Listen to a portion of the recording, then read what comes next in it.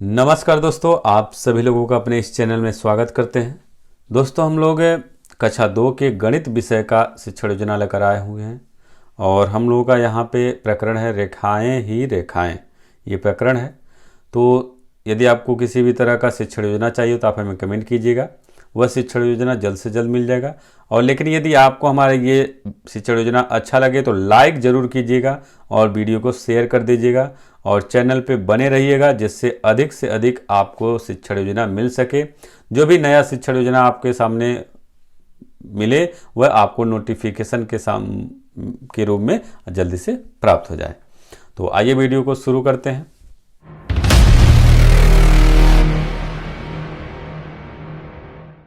शिक्षण योजना बनाने के लिए सबसे पहले शिक्षण योजना आप लिखेंगे। यहाँ पे जो भी आपका नंबर होगा, नंबर यहाँ पे डाल लेंगे। फिर उसके बाद ऐसे कॉलम बनाएंगे। इसमें आपका दिनांक यानी जिस डेट को आप पढ़ाएंगे वो डेट डालेंगे। कक्षा आपका 2 है, विषय आपकी गणित है। कालांश आपका जो भी होगा वो कालांश लिखिएगा। अवधि आपका 40 मिनट का है। फिर उसके बाद आपका लर्निंग आउटकम। लर्निंग आउटकम में बच्चे पटरी की सहायता से सरल रेखाओं को खींच सकते हैं तथा परिवेश में उपलब्ध विभिन्न वस्तुओं की सहायता से एक वक्र रेखा खींच सकते हैं। फिर उसके बाद प्रकरण रेखाएं ही रेखाएं। उसके बाद सीखने सिखाने की सामग्री। सीखने सिखाने की जो सामग्री है उसमें पाठ्य पुस्तक होगा, पटरी होगा, सिक्का होगा, माचिस की डिब्बी होगी, दीक्षा ऐप लेंगे। उसके बाद और भी जो भी रहेगा वो लिखेंगे। फिर उसके बाद सीखने सिखाने की प्रक्रिया या गतिविधि होगी। इसमें आपका 4 कॉलम होगा। पहला आपका क्रम संख्या, दूसरा चरण, तीसरा समय, चौथा आकलन का तरीका। तो पहला आपका है शिक्षण के आरंभ में, और शिक्षण के आरंभ में 5 मिनट का ये होगा। इसमें प्रश्नोत्तर व प्रतिक्रिया होगी।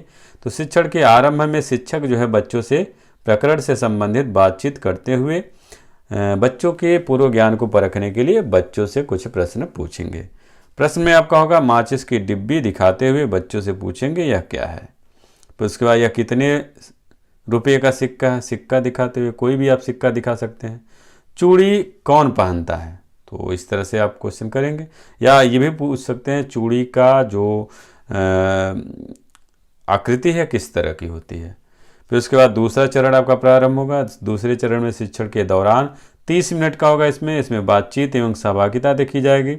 और इसमें शिक्षण के दौरान जो है शिक्षक पटरी दिखाकर बच्चों को उस पटरी के बारे में बताएंगे। पटरी की सहायता से कुछ रेखाएं खींच कर दिखाएंगे और उन रेखाओं से बनने वाले चित्र भी बनाकर दिखाएंगे।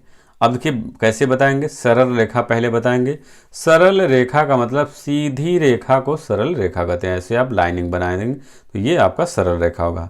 फिर अगला होगा रेखाखंड, यानी सीमित लंबाई की रेखा को रेखाखंड कहते हैं, यानी कि उसकी लंबाई जो है सीमित होगी। तो इस तरह से आपका सीमित होगा, यहाँ शुरू होगा, यहाँ आपका अंत हो जाएगा।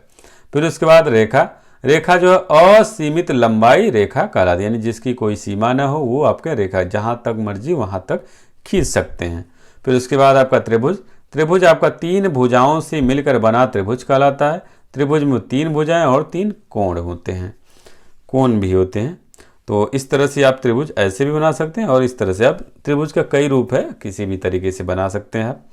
फिर उसके बाद आपका अगला होगा आयत। आयत 4 रेखाओं से मिलकर बना है, जिसमें आमने सामने की भुजा बराबर होती है। आयत में लंबाई जो है चौड़ाई से अधिक होती है। तो फिगर आप ऐसे दिखा देंगे, ये फिगर हो जाएगा।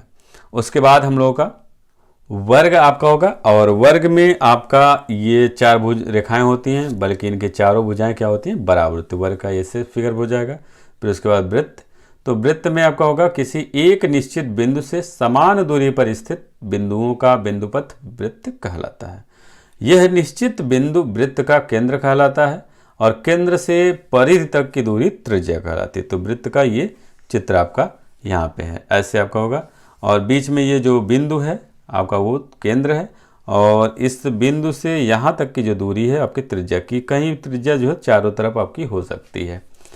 फिर उसके बाद है वक्र रेखा। वक्र रेखा का मतलब आपका टेढ़ी मेढ़ी जो रेखाएं होंगी वो वक्र रेखा होंगी, यानी कि यहाँ पे देखिए ऐसे आपका चित्र बना हुआ वक्र रेखा। तो इस तरह से ये आप स्पष्टीकरण देंगे।